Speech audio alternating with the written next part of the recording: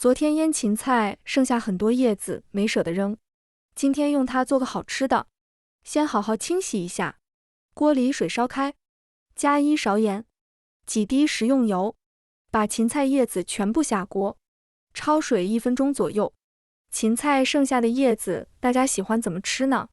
可以留言分享一下。焯好以后捞出来控水备用。大碗里放1块老豆腐，用勺子把豆腐压碎，挤干水的叶子放在案板上切碎，半根胡萝卜切条，再切成小丁，全部放到大碗里。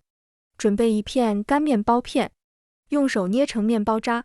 面包片可以提前风干一下，这样做出来口感会更加酥脆。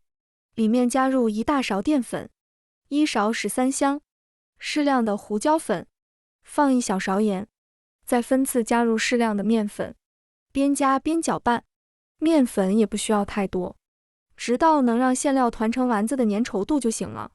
锅里油温升到5成，改小火，一手挤丸子，一手下丸子。丸子的大小可以根据自己的喜好来。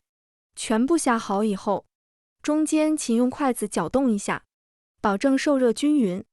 这些食材都很容易成熟，直到表面金黄色，尝一个口感酥脆就行了。